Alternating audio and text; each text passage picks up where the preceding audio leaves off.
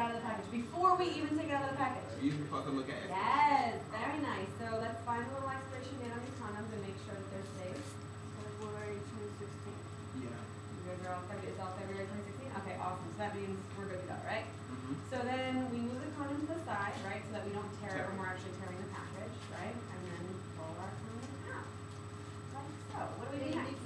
Yeah. Should we ever use anything to rip them open, or? What do you mean, like Should our we teeth? only- Yeah, should we just? Oh, what do you guys think? No. No. What? Because you might rip it and you might get glue on your mouth. Yeah, lube on your mouth is not the worst thing in the world. Some lube can taste super good, but you're right, you might rip the condom and you might not know that, and that might cause risk of getting a STI or STD, right? The other thing, I guess, even before we talk about using a condom, are safe places to keep condoms, you guys. So where will we just grab that thing? Where? It might go cool, right? In like a room temperature Sure, place, yeah. right? So a place that doesn't get too hot or too cold, right?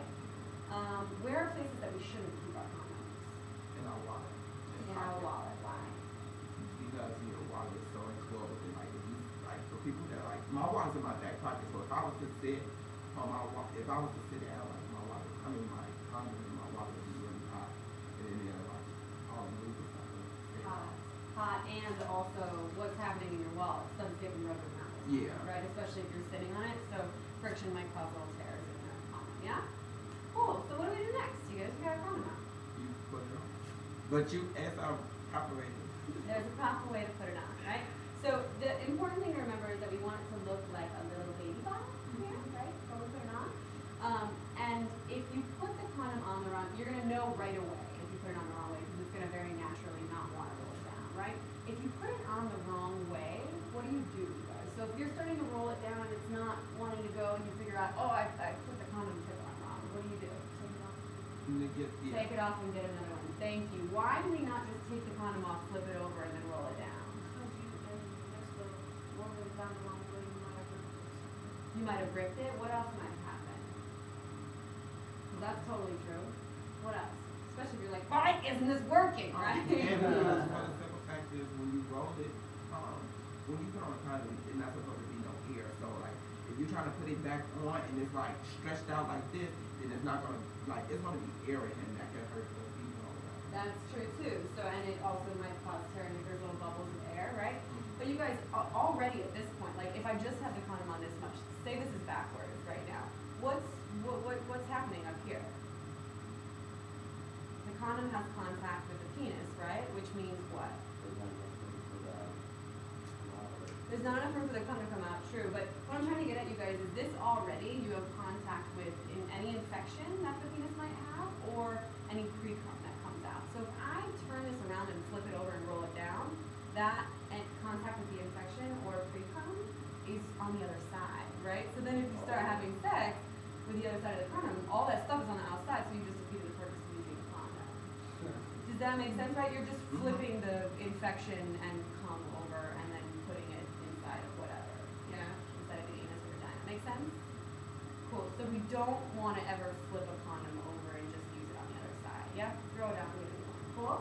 I just want to bring up, so like, Elijah brought vibrators when we were talking about sex, so like you would want to take the same amount of precaution when you're using like toys or different types of sex toys than you happen to be using a condom. Like a dildo, like this, Yes. right? You So would, so not just yeah. penises, dildos, and vibrators. Thanks, Maya. So after we figure out that we have it on right, we roll it down, right, all the way to the base of the penis. And you guys can do this as a part of your foreplay, right? So folks talk about like a million different reasons why we might not want to use condoms. If we can make condom use super sexy and make it a part of the sexual act, it makes it a much easier thing to incorporate, right? So what are different ways that we can make condom use sexy and exciting and a part of our foreplay? I don't know, it's a big question. Give me a couple ideas. Like, how can we make this thing that we're using here super sexy? Totally. Have your partner put it on you. What else? That's a really good one. Well, I mean, some people like giving oral, so I just think like they buy the flavor condoms.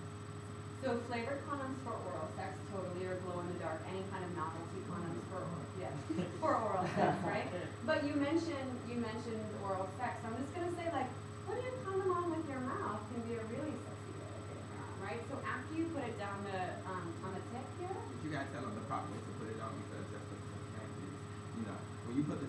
one you have to like kind of like do it like this, so like the air won't get in there, because that air and stuff can cause like let's just say if you was to come and like you don't want to get no like pregnant, that air and stuff like it's gonna seep down in the air and get the girl pregnant, or you can give them the disease that you're having. You mean if there are like little pockets of air on the side of the condom? Yeah, and also that can cause tearing, right? If there's a little bubble of air on the side, it can cause a And they kind of tell you like when you put it down, like squeeze this air out first and then push it down.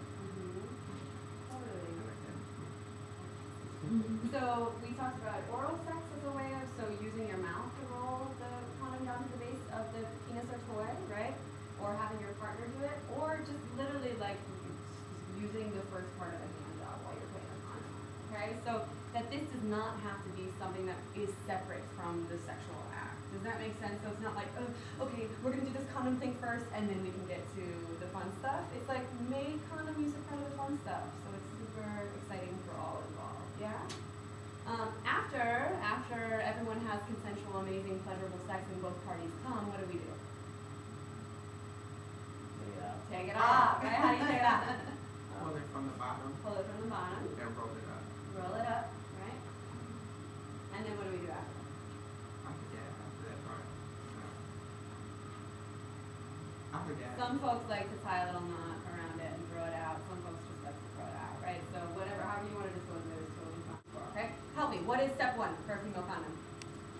Yeah, same as male condoms. So they hide on these female condoms a little bit. Sometimes they're under this flap. Sometimes they're on the side.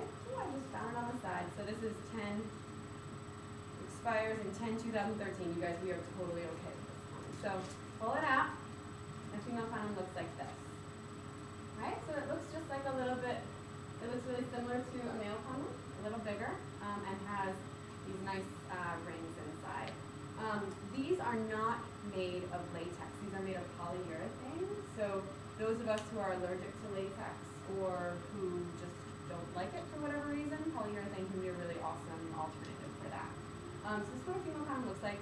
This is my beautiful vagina right now, okay, right here. I'm going to show you guys how to put this female condom in, okay? So step one, after you pull it up, is you're going to twist the ring inside the female condom into a figure 8 like this, okay? So it looks like a little infinity sign or a figure 8, right? And then all you're going to do, you guys, is insert it into the vagina like you would a tampon, okay? So you can see I'm just inserting it in here.